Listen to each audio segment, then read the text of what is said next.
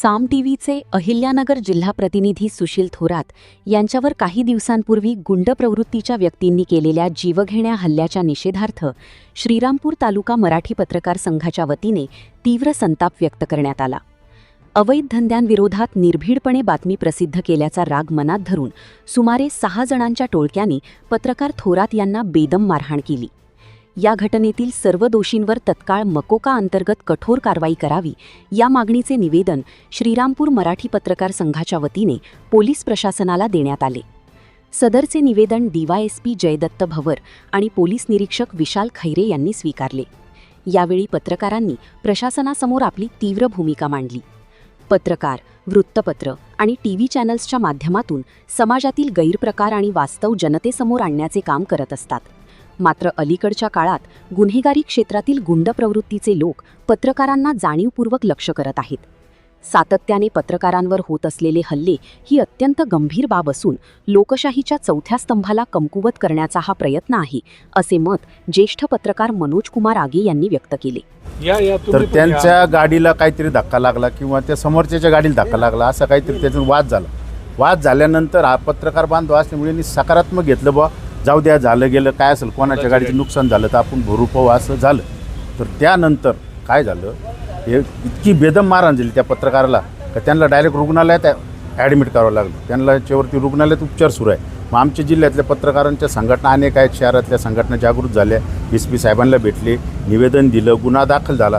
परंतु साहेब, याच्या मागं पार्श्वभूमी अशी आहे, नगर जिल्ह्यामध्ये पत्रकारांना त्रास देण्याचा प्रकार सारखा वाढू लागला आहे का, अशी आमच्या मनात आता शंका यायला लागली। कारण एखाद्या जर गुंडाविरुद्ध म्हणा, राजकारण्याविरुद्ध म्हणा किंवा अवैध धंद्यावाल्याविरुद्ध म्हणा एखादी बातमी छापली तर 2-4 महिन्यानंतर असं काही धडक देऊन कृत्य घडून आणलं जातं का, ह्या शंका आमच्या पत्रकारांच्या मनात उपस्थित व्हायला लागल्या। म्हणून सर्व संघटना जागृत झाल्या। शेवटी पत्रकारावर हल्ला म्हणजे लोकशाहीवर हल्ला आहे। या घटनेचा आम्ही तीव्र शब्दात श्रीरामपूरचे सर्व पत्रकार निषेध करतो आणि कठोरात कठोर आरोपींवर कारवाई व्हावी अशासाठी मागणीसाठी हे निवेदन देत आहोत।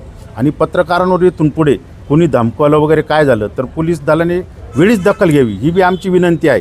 आणि पत्रकार संघटना त्यांच्याशी संघर्ष करायला भक्कम आहेत, परंतु आम्ही लेखणीने काम करतो, नाही तर आमच्या मागं बी सर्व समाजातील घटक उभे राहून त्यांच्यासाठी, त्यांच्या हक्कासाठी लढतील आणि समोरच्याला सुद्धा जाब विचारण्याची हिंमत सर्व पक्षी दाखवू शकतात। परंतु आम्हाला त्या मार्गावर जायचं नाही। आमची पत्रकार संघटना अतिशय भक्कम आणि जागृत आहे, त्याच्यामुळे आमच्यामध्ये बी ताकद आहे। आम्ही नेता घडवतो बी आणि नेत्याला खाली बसवतो बी, तसंच चांगल्या पोलीस अधिकाऱ्याचं कौतुक बी करतो, चुकीचा वागलं त्याची बातमी छापतो। अशा प्रकारातून जो प्रकार घडला तो अतिशय निंदनीय आहे।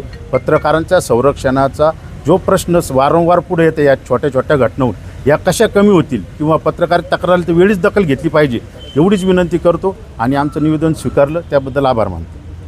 तर पत्रकार सुशील थोरात यांच्यावर झालेला जीवघेणा हल्ला अत्यंत निंदनीय व संतापजनक असून पोलिसांनी अशा गुंडांचा तातडीने बंदोबस्त करावा अशी मागणी पत्रकार करण नवले यांनी केली। चॅनलसाठी काम करणारे पत्रकार आहेत। नगर शहरामध्ये पत्रकार म्हणून त्यांची चांगली ओळख आहे। जिथं घटना घडली ते भिस्तबाग चौक आणि त्या परिसरातली जी लोक आहे ती सगळी लोक त्यांना ओळखतात।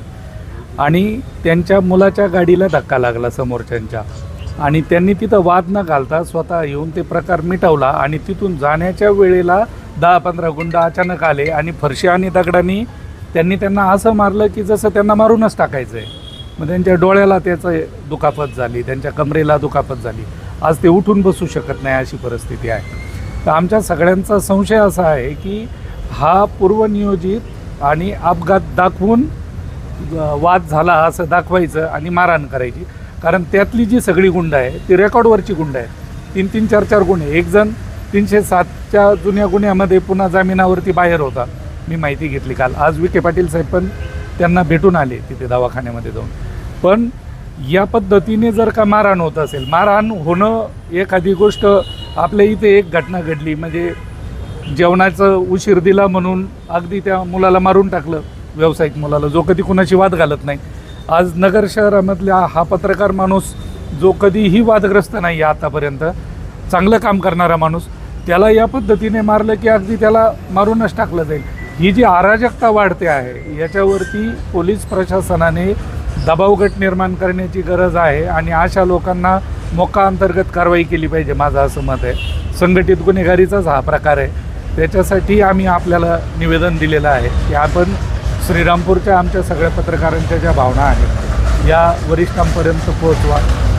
तोफखाना पोलीस स्टेशनच्या माध्यमातून संबंधित गुंडांवरती कठोरात कठोर कारवाई कशी होईल आणि पत्रकारांचं मनोबल खच्ची होणार नाही याची काळजी आपण घ्यावी अशी मी श्रीरामपूरच्या सगळ्या पत्रकारांच्या वतीने आपल्याला विनंती करतो.